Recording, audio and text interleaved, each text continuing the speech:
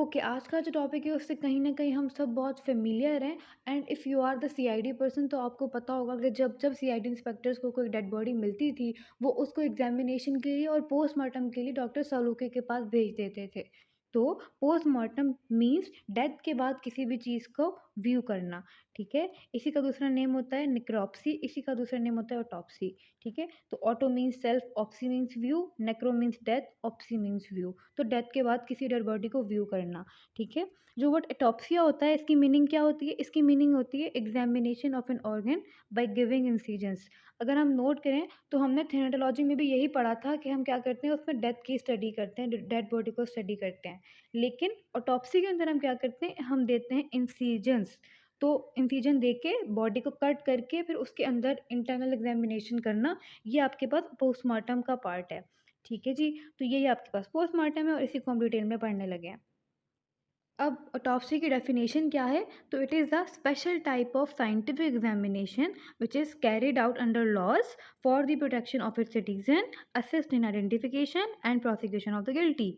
Means ये एक special type की साइंटिफिक एग्जामिनेशन है जो कि होती है अंडर लॉज। क्यों होती है? ताकि हम प्रोटेक्शन करें सिटीजन की, असिस्ट करें इन identification and the prosecution of the guilty. अगर किसी की वजह से किसी की डेथ हुई है तो उस गिल्टी इंसान को हमें वो पनिश भी करना है। तो अब पनिशमेंट हम कैसे करेंगे? जब अनटिल अनलेस हमें पता होगा कि डेथ किसकी वजह से हुई है, ठीक है? तो इसलिए उसके लिए हमें पोस्टमार्टम करना डेड बॉडी की ज़रूरी है। अब आपके पास ना ऑटोप्सी की ना 4 टाइप्स होती हैं। सबसे पहले अगर हम बात करें मेडिको लीगल या फिर फोरेंसिक ऑटोप्सी की, इसके अंदर एक ऑथोराइज़्ड मेडिकल पर्सन जो होता है, वो ऑटोप्सी करता है। तो सेकंड होती है उसको हम कहते हैं मेडिकल ऑटोप्सी या फिर हॉस्पिटल ऑटोप्सी। ये हॉस्पिटल में परफ़ॉर्म की जाती है और इसके अंदर जो हॉस्पिटल पैथोलॉजिस्ट होते हैं ना, वो आपके पास ऑटोप्सी करते हैं। थर्ड जो होती है आपके पास वो कहलाती है मिनी ऑटोप्सी। छोटे-छोटे ऑर्गन्स को एग्ज़ामिन करना कट करके उसे हम कहते हैं मिनी ऑटोप्सी। फिर साइकोलॉजिकल ऑटोप्सी, सुसाइड का जो जितने भी केसेस होते हैं फिर उनसे रिलेटेड जितनी भी ऑटोप्सी होती है, उसको हम कहते हैं साइकोलॉजिकल ऑटोप्सी। अब हम वन बाय वन इन सबको डिटेल में देखते हैं। सबसे पहले बात करते हैं मेडिको लीगल या फिर फोरेंसिक ऑटोप्सी की। तो एज़ आई टोल्ड यू कि आपके पास जो मेडिको लीगल या फिर फोरेंसिक ऑटोप्सी है, ये कौन करता है? एक ऑथोराइज़्ड मेडिकल पर्सन करता है, under the laws of state with the permission of the state. मतलब जो आपके पास स्टेट होती है, वो आप उसकी परमिशन लेनी होती है और वही आपको ऑर्डर देगी कि आपने ऑटोप्सी परफ़ॉर्म करनी है, फिर वो ऑथोराइज़्ड मेडिकल पर्सन जो होगा वो ऑटोप्सी परफ़ॉर्म करेगा। अब ऑब्जेक्टिव्स क्या-क्या होते हैं ऑटोप्सी करने के? हमें करनी क्यों है ऑटोप्सी? तो डेड बॉडी की आइडेंटिफिकेशन के लिए, कॉज़ ऑफ डेथ देखने के लिए, मैनर ऑफ डेथ देखने के लिए कि जो आपके पास डेथ हुई है, वो होमिसाइडल थी, सुसाइडल थी या फिर एक्सीडेंटल थी। होमिसाइडल मीन्स किसी ने उसको किल किया, सुसाइडल मीन्स उसने खुद को किल किया और एक्सीडेंटल मीन्स किसी एक्सीडेंट की वजह से उसकी डेथ हुई है। या फिर डेथ किन सर्कमस्टांसेस में हुई है, मोड ऑफ डेथ क्या था, कौन-सा वाइटल सिस्टम फेल्ड हुआ था, इसके अलावा उससे रिलेटेड जितना भी आपके ऊपर मटीरियल आपको मिलता है उस डेड बॉडी से रिलेटेड उसको भी कलेक्ट करना, प्रिज़र्व करना, टाइम सिंस डेथ, इन्फेंटिसाइड अगर छोटे बेबी की आपको करनी है ऑटोप्सी, ठीक है? तो ये सारी की सारी चीज़ें आपके पास होती हैं जिसकी वजह से आप ऑटोप्सी परफ़ॉर्म करते हो। अब सेकंड जो आपके पास टाइप है वो कहलाती है मेडिकल या फिर hospital autopsy. It is not done in Pakistan, ठीक है? तो ये पाकिस्तान में नहीं परफ़ॉर्म की जाती। इसके अंदर ऑटोप्सी कौन करता है? जो हॉस्पिटल के अंदर जो पैथोलॉजिस्ट होते हैं वो ऑटोप्सी परफ़ॉर्म करते हैं, ठीक है? और इसके अंदर जो आपके पास जिस भी डेड बॉडी की ऑटोप्सी करते हो उसके रिलेटिव साथ होते ही हैं, तो उसके रिलेटिव से कंसेंट लेना इज़ रिक्वायर्ड।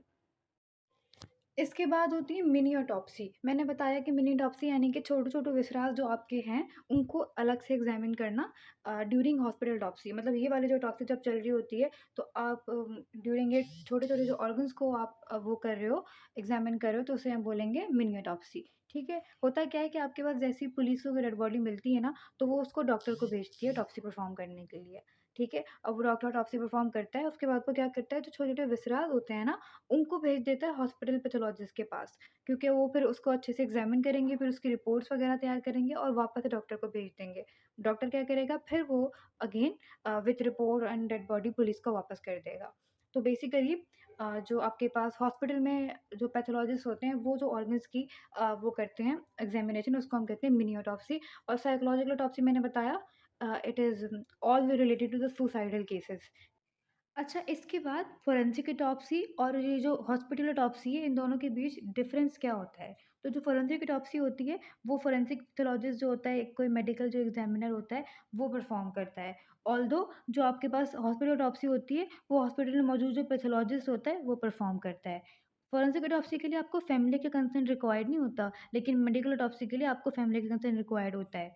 फोरेंसिक ऑटोप्सी की जाती है ताकि कोई भी अगर अनएक्सपेक्टेड, सस्पिशियस या फिर वायलेंट डेथ हुई है, तो ऐसी सारी सिचुएशंस में ऑटोप्सी परफॉर्म की जाती है to find out the cause, manner of death, ठीक है? ऑल्दो जो मेडिकल ऑटोप्सी होती है, वो सिर्फ़ in case of undiagnosed disease perform की जाती है कि सामने जो डेड बॉडी पड़ी है, उसकी जो डेथ हुई है, वो किस डिज़ीज़ की वजह से हुई है, ठीक है? तो मोस्टली जो क्राइम से रिलेटेड जितनी भी ऑटोप्सी होती है ना, वो फोरेंसिक ऑटोप्सी होती है और हॉस्पिटल में सिर्फ़ डायग्नोज़ करने के लिए जो ऑटोप्सी करते हैं, उसे हम कहते हैं हॉस्पिटल या फिर मेडिकल ऑटोप्सी।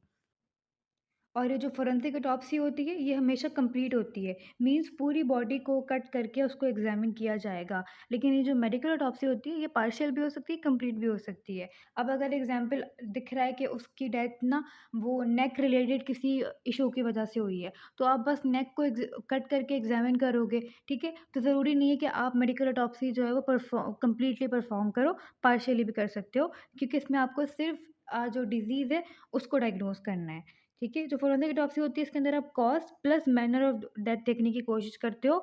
ऑल्दो जो हॉस्पिटल ऑटोप्सी है इसके अंदर आप सिर्फ़ कॉज़ देखने की कोशिश करते हो। अच्छा, इसके बाद कोई भी ऑटोप्सी स्टार्ट करने से पहले कौन-कौन सी प्रिकॉशंस लेनी है? तो सबसे पहले यहाँ पे लिखा है ऑथराइज़ेशन मीन्स आपने ऑटोप्सी स्टार्ट करने से पहले परमिशन लेनी है। Under the law of state and with the permission of state आपने ऑटोप्सी परफॉर्म करनी है, ठीक है? तो यू नीड परमिशन। इसके अलावा जो पुलिस होती है वो आपको बॉडी भेजती है विथ 3 थिंग्स। अब वो तीनों चीज़ें क्या हैं? एक तो बॉडी चालान, इसके अलावा पंचनामा और एफआईआर, ये 3 चीज़ें हैं। बॉडी चालान के अंदर क्या होता है, वो जो जिसकी डेड बॉडी आई है उसका नेम, उसका gender, religion, suspected cause of death क्या लग रहा है और बॉडी कहाँ से भेजी गई है। तो ये बॉडी चालान के अंदर सारी इन्फॉर्मेशन होती है जो कि आपको डेड बॉडी के साथ रिसीव होती है। फिर एक चीज़ होती है पंचनामा। जब मैंने चैप्टर 1 की वीडियो अपलोड की थी वहाँ पे ही मैंने पंचनामा को एक्सप्लेन किया था। होता क्या है कि जो पुलिस ऑफिसर्स होते हैं ना, वो वहाँ पे जहाँ पे क्राइम हुआ है, जहाँ पे डेड बॉडी मिली है, वहाँ चले जाते हैं और फिर वहाँ पे क्राइम सीन से रिलेटेड जितनी भी इन्फॉर्मेशन होती है, जिस भी कंडीशन में डेड बॉडी मिली है और जो जो भी ओपिनियन होते हैं आस-पास के जो लोग जिन्होंने उस डेथ को विटनेस किया हो, उन सब से इन्फॉर्मेशन लेना, ठीक है? उसके बाद एक रिपोर्ट तैयार करते हैं जिसको हम कहते हैं पंचनामा, ठीक है? तो पंचनामा क्या है? ये आपके पास एक ऐसी रिपोर्ट है जिसके अंदर क्या-क्या होता है? हिस्ट्री ऑफ केस, इसके अलावा circumstances under which body was found, body किस कंडीशन में मिली है, ओपिनियन ऑफ द विटनेस, जिन लोगों ने इस डेथ को विटनेस किया है वो क्या कहते हैं कि डेथ क्यों हुई है।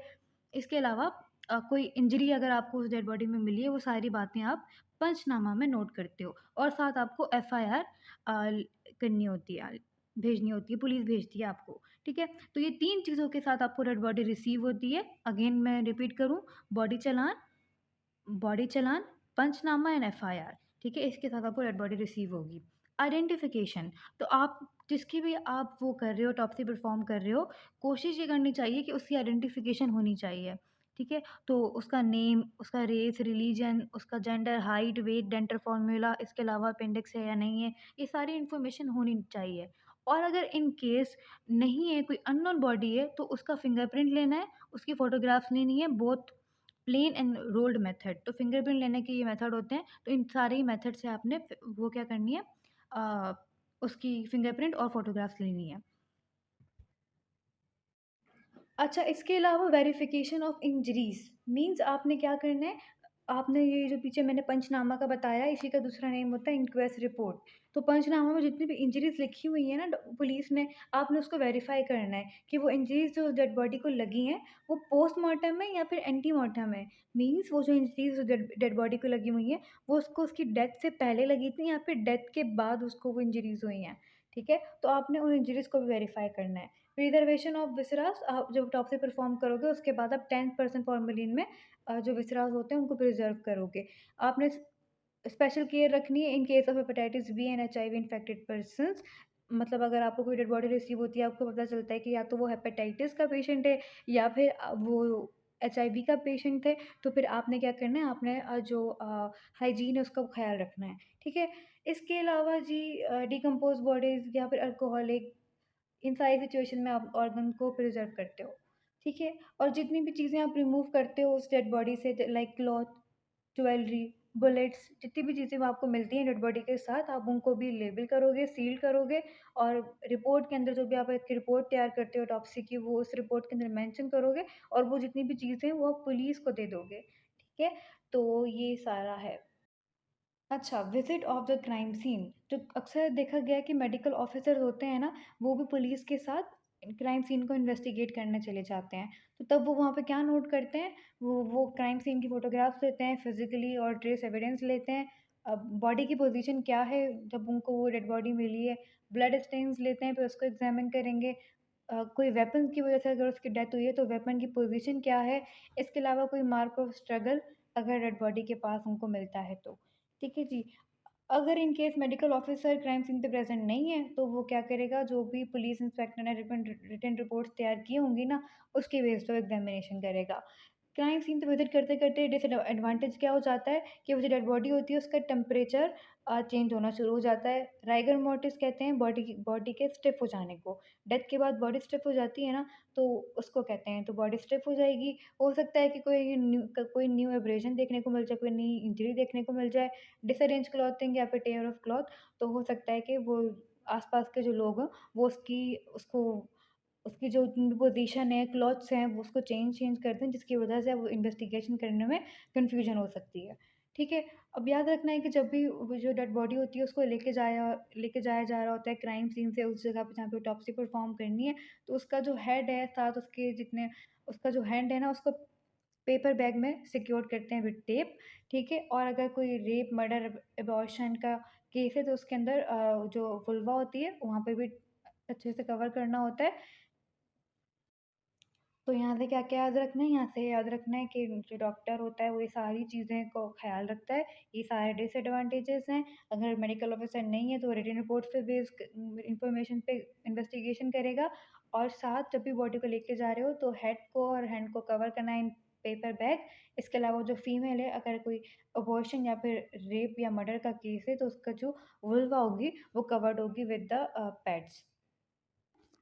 हिस्ट्री ऑफ केस, अगर आपको उस केस की हिस्ट्री पता होगी ना, तो आप उसकी जो एग्ज़ामिनेशन करोगे, वो आप और ज़्यादा अच्छे से कर पाओगे। जैसे अगर आपको पता चलता है कि किसी की एस्फेक्सियल डेथ हुई है, ठीक है? एस्फेक्सिया मीन्स किसी की रेस्पिरेशन रुक जाए और उसके बाद डेथ हो जाती है, तो उसको हम एस्फेक्सियल डेथ कहते हैं, ठीक है? तो अब एस्फेक्सियल डेथ हुई है, तो आप ऐसी सिचुएशन में क्या करोगे, उसकी जो नेक होगी ना, उसको अच्छे से एग्ज़ामिन करोगे, ठीक है? इसके अलावा आप ये सा अगर कोई सेक्सुअल असॉल्ट का केस है तो उसके अंदर आप क्या करोगे, आप हेयर का या फिर ब्लड का इस तरह की चीज़ें आप इक्विपमेंट्स वगैरह यूज़ करोगे। तो इसलिए हिस्ट्री ऑफ केस अगर पता होगा तो आप उस डेड बॉडी की एग्ज़ामिनेशन ज़्यादा से ज़्यादा अच्छे कर पाओगे। मतलब जो भी आपको स्पेशल केयर लेनी होगी for the particular body parts वो आप ले पाओगे। ठीक है? एग्ज़ामिनेशन, जब भी आप ऑटोप्सी स्टार्ट करते हो तो याद रखना है कि वो लोग जिनका इन्वेस्टिगेशन से कोई कंसर्न है ही नहीं, वो वहाँ पे प्रेज़ेंट नहीं होने चाहिए। डॉक्टर और फिज़िशियंस प्रेज़ेंट हो सकते हैं, कोई डिले नहीं करना है, एक बार अगर ऑटोप्सी कर आपको ऑर्डर मिल गया तो आपने फ़ौरन से ऑटोप्सी करनी है, क्योंकि आपको पता है डेड बॉडी के अंदर चेंजेज़ आना शुरू हो जाते हैं और जो डेड बॉडी होती है वो आपने परफ़ॉर्म करनी है इन डे लाइट। तो चलें अब स्टार्ट करते हैं और ऑटोप्सी परफ़ॉर्म करते हैं। सबसे पहला जो स्टेप्स लेने हैं पोस्टमार्टम रूम में मैं आपको बताती हूँ, उसके बाद ऑटोप्सी प्रॉपर और फिर हम बात करेंगे जब ऑटोप्सी हो जाएगी तो उसकी डॉक्यूमेंटेशंस कैसे करते हैं। तो सबसे पहले बात करते हैं इस स्टेप की, initial steps in the postmortem room. अब आपने ऑटोप्सी परफॉर्म करनी है तो उससे पहले आपको 2 रजिस्टर होते हैं जो कि फिल करने होते हैं। एक होता है जनरल रजिस्टर, एक होता है ऑटोप्सी रजिस्टर। जो जनरल रजिस्टर होता है उसके अंदर आप उस डेड बॉडी का सीरियल नंबर, डेट, टाइम, जिस टाइम पे वो रिसीव हुई है और इसके अलावा उसका नेम और उसकी आइडेंटिटी, किसने उसको आइडेंटिफ़ाई किया है और उसका उस डेड बॉडी के साथ रिलेशन क्या है और कौन-सा कांस्टेबल है, उसका नाम, नंबर क्या है जो कि पुलिस स्टेशन से डेड बॉडी को लेकर आया है। इसके अलावा वो जो डेड बॉडी है वो किस टाइम पे डिलीवर हो जाएगी बैक टू पुलिस। ये सारी की सारी इन्फॉर्मेशन आपको जनरल रजिस्टर में मेंशन करनी होती है। फिर ऑटोप्सी रजिस्टर आप कब करते हो? जब ऑटोप्सी आप परफॉर्म कर लेते हो उसके बाद आप इस रजिस्टर को फिल करते हो। इसके अंदर आप उसका autopsy number, name, date, time of autopsy, क्या कौन-कौन से स्पेसिमेन आपने ऑटोप्सी के बाद कलेक्ट किए होंगे, उसकी सारी इन्फॉर्मेशन, फाइनल कंक्लूजन्स वगैरह ये सब आप मेंशन करते हो, उसको मैं आगे डिटेल में भी बताऊँगी। इसके अलावा भी अगर आपने उसका डेड बॉडी का एक्स-रे किया है, कोई एविडेंस आपको मिला है, फ़ोटोग्राफ्स आपने डेड बॉडी की कंडीशन में उस कंडीशन में कट करके ली है, ठीक है? तो आपको कोई भी इन्फॉर्मेशन मिलती है ऑटोप्सी के बाद या ड्यूरिंग ऑटोप्सी, तो वो आप ऑटोप्सी रजिस्टर में मेंशन करते हो और बिल्कुल स्टार्ट में जब डेड बॉडी आई होती है और वो सारी इन्फॉर्मेशन आप लिख रहे होते हो, तो आप वो जनरल रजिस्टर में मेंशन करते हो। ठीक है, तो इन दोनों रजिस्टर्स की हमने बात कर ली। अब आपके पास क्या है, आपका जो पहला स्टेप है इन पोस्टमार्टम रूम वो हो गया। उसके बाद अब आपने ऑटोप्सी करना स्टार्ट करनी है और उसके लिए सबसे पहले आप क्या करते हो, क्लॉथ को एग्ज़ामिन करते हो। क्लॉथ को एग्ज़ामिन करोगे, फिर आप क्या करोगे, फिर उसके आप एक्सटर्नल एग्ज़ामिनेशंस करोगे। उसके बाद फिर आप उसको कट करोगे जिसको हम कहेंगे इंसिजन्स, फिर आप उसकी बॉडी कैविटीज़ को कट करके इंटरनल एग्ज़ामिनेशन करोगे जिसके अंदर आप उसके एक-एक ऑर्गन को स्टडी कर रहे होगे। तो ये सारे स्टेप्स हैं और फिर आखिर में आप क्या करते हो, आप डॉक्यूमेंटेशन करते हो, जितना भी डेटा आप लिखते हो, आप उस जो भी डेटा आपको गेन होता है, आप उसकी डॉक्यूमेंटेशन कर देते हो, ठीक है? अच्छा, अब हमें बात करनी है इस स्टेप की, एग्ज़ामिनेशन ऑफ क्लॉथ। अच्छा, अब सबसे पहले जो डेड बॉडी का जो ड्रेस है, उससे भी बहुत सारी चीज़ें नोट कर सकते हो। जैसे आप स्मेल चेक कर सकते हो और आप स्मेल से पता कर सकते हो अगर केरोसिन की स्मेल आ रही है तो हो सकता है उसने होमिसाइडल या फिर सुसाइडल कोई केस हो या फिर आप उसके स्टेन्स देख देख सकते हो। अगर नाइट्रिक एसिड पॉइज़निंग होती है तो उसका जो वो स्टेन होते हैं कपड़ों पे वो येलो होते हैं। सल्फ्यूरिक एसिड के ब्लैक होते हैं। कोई इंजरी हुई होती है तो आपको कपड़ों में ब्लड मिलेगा। कोई सेक्सुअल ऑफेंस का केस है तो आपको सेमन मिलेगा कपड़ों में, ठीक है? इसके अलावा अगर पॉइज़निंग या एसेक्सियल डेथ है तो आपको वॉमिट मिलेगी, ठीक है जी? फिर अगेन आप कोई फॉरेन पार्टिकल आपको क्लॉथ में मिलता है जैसे डस्ट मिलती है तो इट मीन्स कोई रोड ट्रैफिक एक्सीडेंट हुआ है या फिर ग्रीस मिलती है तो भी रोड ट्रैफिक एक्सीडेंट में आपको क्लॉथ्स के ऊपर ये चीज़ें मिल सकती हैं। हेयर मिल सकता है साइलेंट का यानी कि जिसने उसके ऊपर अटैक किया होगा, ठीक है? अगेन ब्लड मिल सकता है आपको, मड मिल सकती है ड्राउनिंग के केस में, पर्सपायरेशन मिल सकती है हाइपोग्लाइसेमिक शॉक में। ओके, तो आप डेड बॉडी की क्लॉथ्स को भी एग्ज़ामिन करके जो डेथ का कॉज़ है, वो आप गेस कर सकते हो। इसके बाद अब हमने करनी है एक्सटर्नल एग्ज़ामिनेशन, ठीक है? मैंने आपको क्या-क्या बताया? मैंने आपको बताया कि सबसे पहले initial steps in postmortem room उसके अंदर आपने 2 रजिस्टर हैं जो कि मेंटेन करने हैं। उसके बाद ऑटोप्सी प्रॉपर में हमने एग्ज़ामिनेशन ऑफ क्लॉथ कर लिया। अब हम करेंगे एक्सटर्नल एग्ज़ामिनेशन, मीन्स बॉडी को विदाउट कट करे हम उसे भी एग्ज़ामिन कर रहे हैं। तो अब आपने एक्सटर्नल एग्ज़ामिनेशन क्या करना है, आपने उसकी जनरल जनरल जितनी भी चीज़ें होती हैं, height, weight, gender, age, colour of skin, ये सारी चीज़ें नोट करनी है, ठीक है? इसके अलावा कौन से चेंजेस जो कि डेथ के बाद आ रहे हैं, लाइक राइगर मोर्टिस, इसके अलावा पोस्टमार्टम स्टेनिंग कहते हैं। डेथ के बाद आपकी जो वेसल्स होती हैं ना, उनके अंदर ब्लड एक्यूमुलेट होना स्टार्ट हो जाता है, क्योंकि सर्कुलेशन रुक जाती है, तो इसलिए स्किन पे एक रेडिश सी अपीयरेंस आ रही होती है, पर्पलिश सी अपीयरेंस आ रही होती है, उसको बोलते हैं पोस्टमार्टम स्टेनिंग। और राइगर मोर्टिस मैंने आपको बताया डेड बॉडी के स्टिफ़ हो जाने को कहते हैं, ठीक है? तो ये सारी की सारी चीज़ें आपने जो कि डेथ के बाद विज़िबल चेंजेस होते हैं, इनको आपने नोट करना है। कोई इंजरी मिलती है आपको तो आपने वो भी नोट करना है, उस कितनी इंजरी मिली है, किस साइड पे मिली है, किस टाइप की इंजरी है, एब्रेज़न है, ब्रूज़ है या फिर कोई और टाइप की इंजरी है, ये सब चीज़ें आपने नोट करनी है।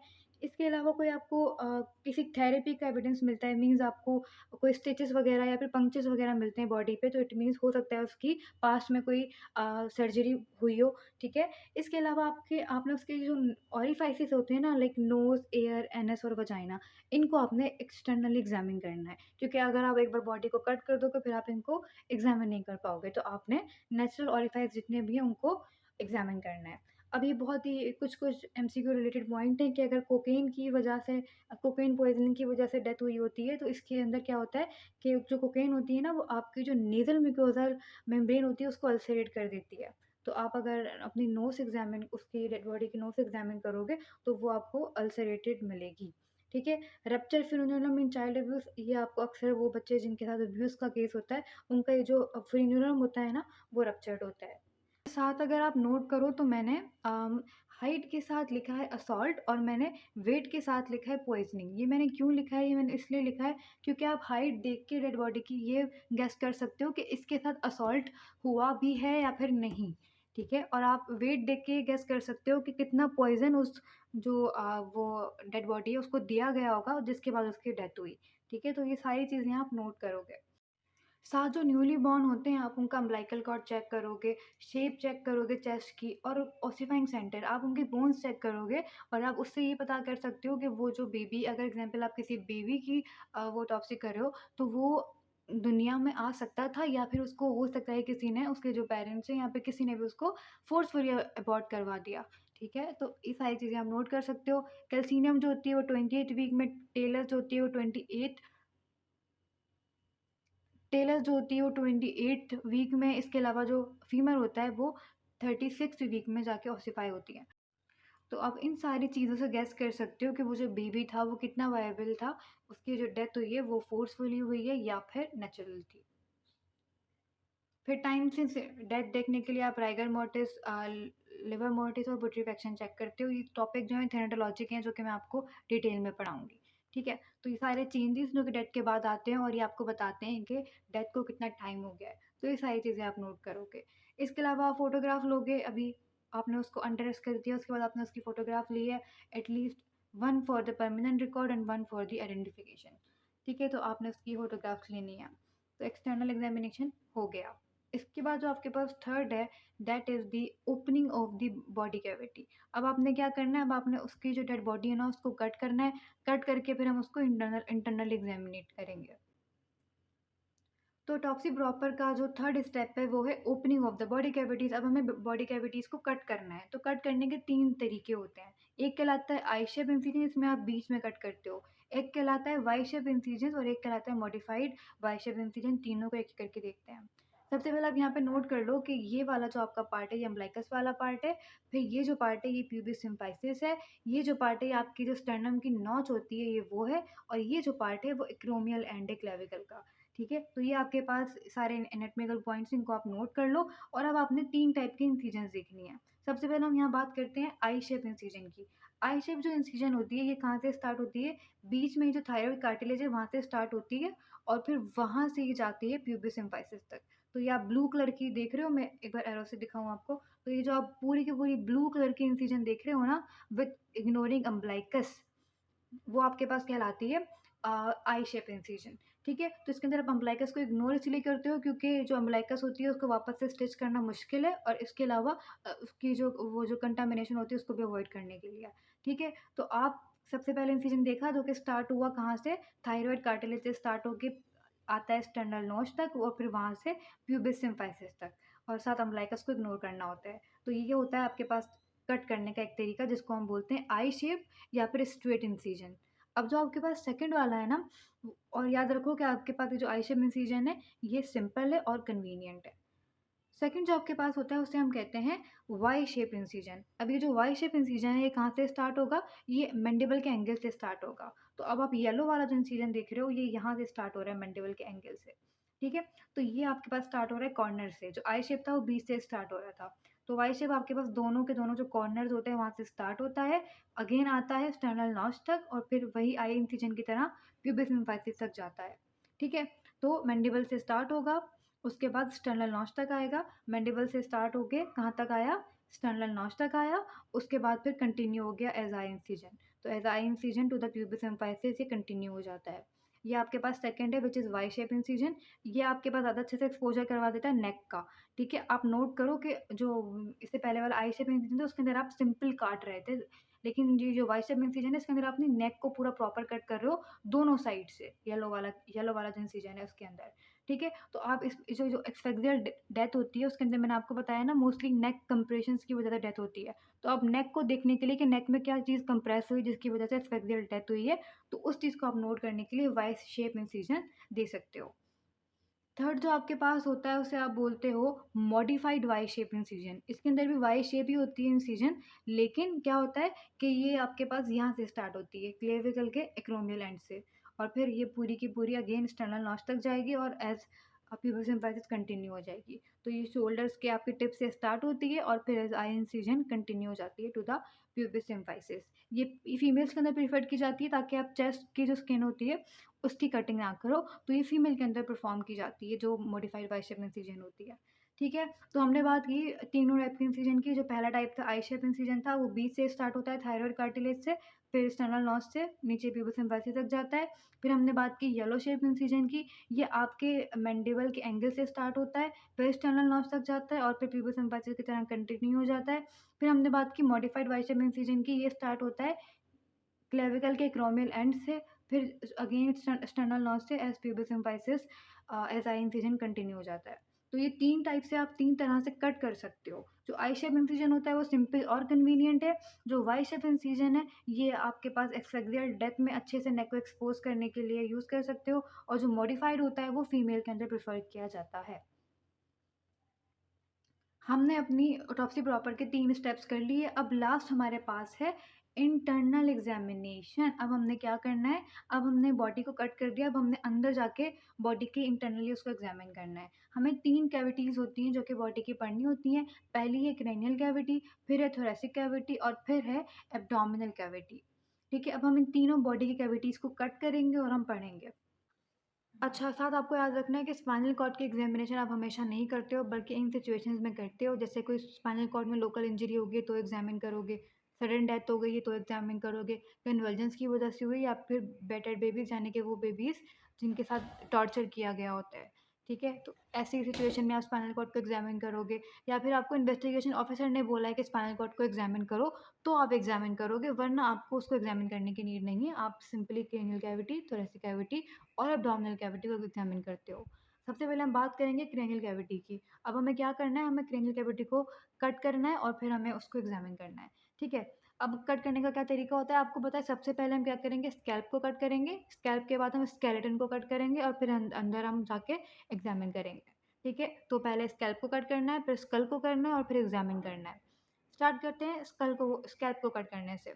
स्कैल्प को कट करने के लिए आप क्या करते हो कि जो आपका मेस्टोइड प्रोसेस है ना, यहाँ से आप स्टार्ट करते हो कट करना। ये देखिए यहाँ से कट करना स्टार्ट हो रहा है। ये जो पोर्शन है ना, ये वाला जो पोर्शन है इसे कहते हैं वर्टेक्स, ठीक है? तो आप क्या करते हो, आप कट करना स्टार्ट करते हो, वर्टेक्स को क्रॉस करते हुए जाते हो और जो दूसरी साइड का जो मेस्टोइड प्रोसेस है वहाँ पे कट करोगे। तो ये कुछ इस तरह का कट होता है, अगर मैं फ्रंट व्यू से देखूँ तो। तो एक साइड का मेस्टोइड प्रोसेस, दूसरी साइड का मेस्टोइड प्रोसेस आप कट करोगे और वर्टेक्स को क्रॉस करते हुए जाओगे, ठीक है? तो यहाँ पे भी यही लिखा है कि from one mastoid process to another crossing vertex.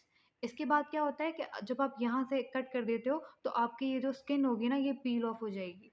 जो स्कैल्प की जो स्किन होगी वो पील हो जाएगी। तो आधी आपके पास यहाँ पे पील होगी, आधी आपके पास यहाँ पे पील होगी, ठीक है?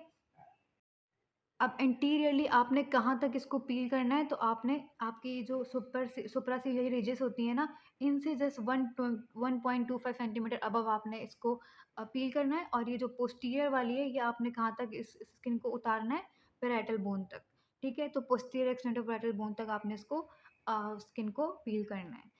तो इस तरह करके आपने पहली जो स्कैल्प है ना उसको पील कर लिया। क्या-क्या मैंने बोला? सबसे पहले आप कट कैसे करते हो? मेस्टोइड प्रोसेस से एक मेस्टोइड प्रोसेस से दूसरे मेस्टोइड प्रोसेस तक, तो एक मेस्टोइड प्रोसेस से दूसरे मेस्टोइड प्रोसेस तक कट करोगे बाय क्रॉसिंग वर्टेक्स, और आप फिर उसके बाद स्किन को आप पील ऑफ करोगे। जब स्किन को पील करोगे तो इंटीरियरली आपने कहाँ तक करनी है? सुप्रासिलियरी रिजेस तक, और पोस्टीरियरली आपने कहाँ तक करनी है? पैराइटल बोन तक। अच्छा, अब आपने कट कर लिया स्कैल्प को, अब हम बात करेंगे कैल्वेरियम की, मीन्स जो स्कल है अब आप उसको कट करोगे। तो अब स्कल को कट करना सिखा रही हूँ। सबसे पहले ये जो एक्सटर्नल ऑडिटरी मीएटस है ना, यहाँ से कट करना स्टार्ट करोगे, और कट करके आप ये जो आपकी आईज़ की सुप्रासिलियरी रिजेस है ना, यहाँ तक कट करोगे, ठीक है? 4 सेंटीमीटर अबव सुप्रासिलियरी रिजेस, तो ऐसा कट होगा, ठीक है? तो आपने यहाँ से लेके यहाँ तक कट करना है, और जो सुप्रासिलियरी रिजेस हैं उनसे जस्ट 4 सेंटीमीटर अबव। पहला कट कर दिया, ये आपका कहलाएगा इंटीरियर कट। उसके बाद फिर आप क्या करोगे, उसके बाद आप पोस्टीरियर कट करोगे, वो भी यहीं से स्टार्ट करोगे एक्सटर्नल ऑडिटरी मीएटस से, और फिर आप इसको ले जाओगे ऑक्सीपिटल बोन तक, ठीक है? अब ये जो आपका इंटीरियर कट है और जो आपका पोस्टीरियर कट है, इन दोनों के बीच जो एंगल है ना, वो है 120 डिग्री। ये आपको याद रखना है फॉर योर बीसीक्यू।